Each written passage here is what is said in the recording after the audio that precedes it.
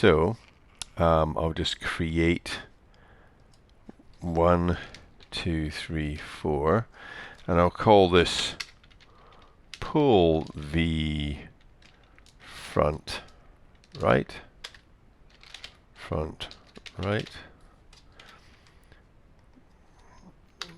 pull V front left, pull V front, back right, and pull V back left. Okay, and the pull V front right and front left, I'm going to parent under the shoulders. Parent, I just middle mouse drag them over it. And these two I'm going to parent under the pelvis. Okay, so we've made our little our little parents, our little hierarchies. Next thing is to constrain the anim locators and the pole vector locators to their controls. So selecting, you can select, I mean sometimes it's, if I make this, sometimes it's good to select in this window. You seem to have, if I go and just show you.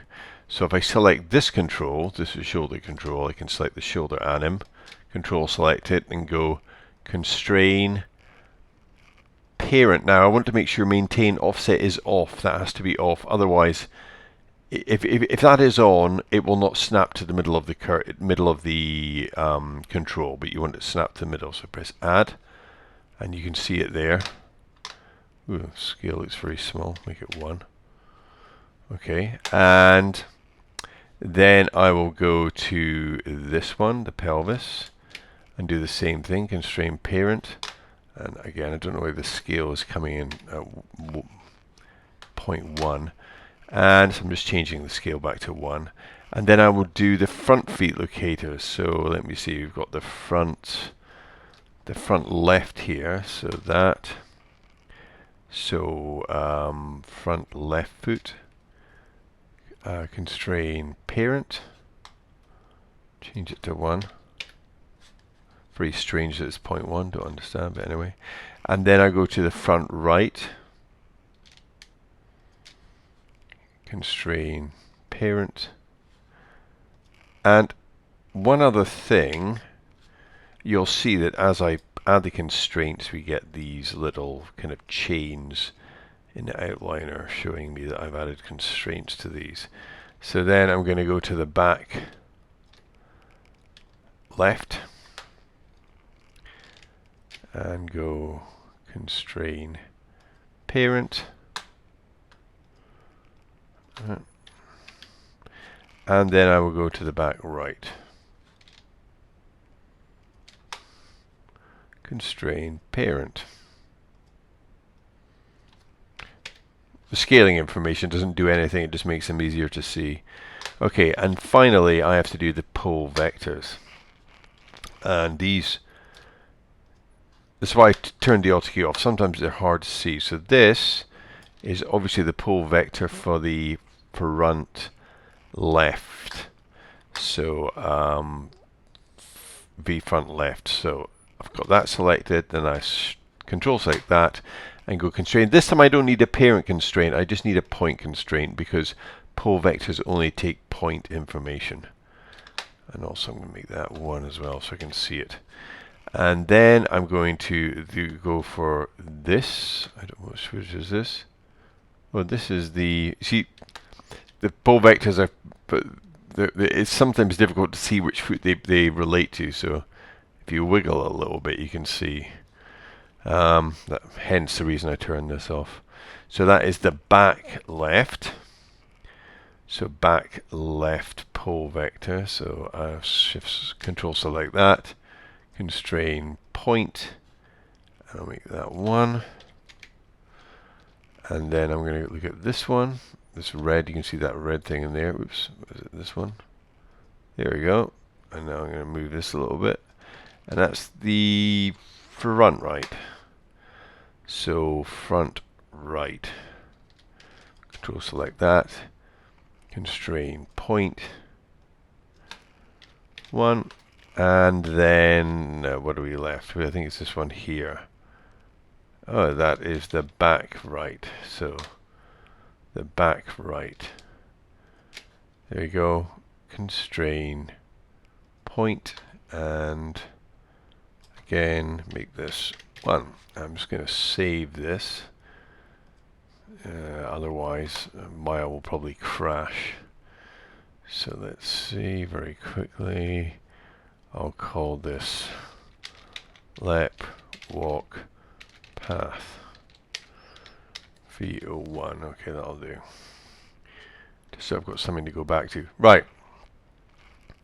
So that's all saved. Now, of course, if I turn all the NURBS, actually if I turn everything off except the locators, we will see that now, because we have attached the locators, that now we have this animation as the leopard walks. Okay, the locators are moving. So I'm going to turn the polygons and the NURBS curves back on again. Now, what I'm going to do is, presently I've constrained all of the locators onto where they need to go, but I want to get animation onto those locators. So the way to get animation onto locators when they're constrained is to bake them. So I'm going to select all the anim and pole locators. So shoulder anim, pole front right, pole front left, pelvis anim, pole back right, back left, the front foot anim, the left, front left foot anim, back right foot anim, back left. I'm going to bake it out. Now, this is one thing you should. It's one thing that you should probably do. I've only got 200 frames, so I'm wondering how much I'm going to... Well, I'll get something out of this. It is a little bit of an oversight on my behalf, but rather than go back and start the whole video again, normally I would give myself more than 170 frames. You give yourself 200 or 300 frames, it gives you plenty of frames to play with in terms of, you might want a bit of the sequence of the walk and not another bit, so it's better to have this set at maybe 200 or 300 frames rather than 170. Anyway, we'll work with what we have. So I've selected all the anim locators and the pole vectors. Then I just go edit, keys, bake simulation, and I'm going to bake on ones, which will give me it will give me exactly what I've got in terms of animation. So I'll just press bake, and off it goes. It runs through the process.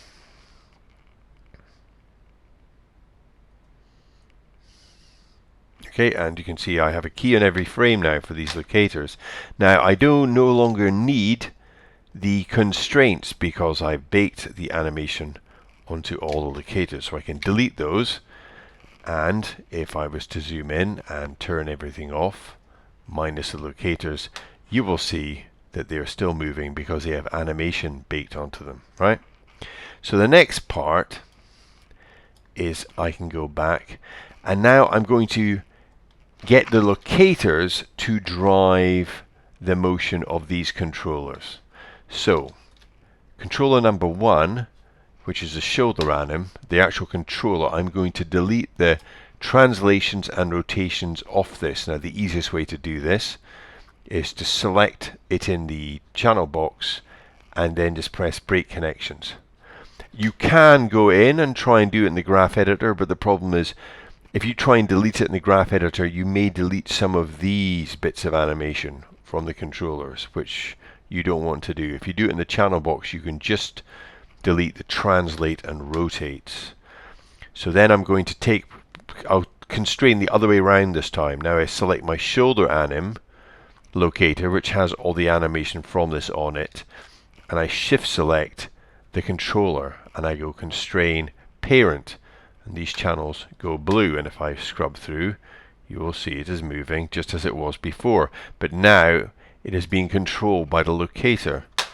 Next I will go to this, the pelvis, and I'm going again to delete the animation of the pelvis by breaking the connections. Then I'm going to select the pelvis anim locator, which is there. Shift select the pelvis control and go constrain parent. And these channels again go blue. If they go green, it means that you have still animation on them, and that means it's not going to work properly.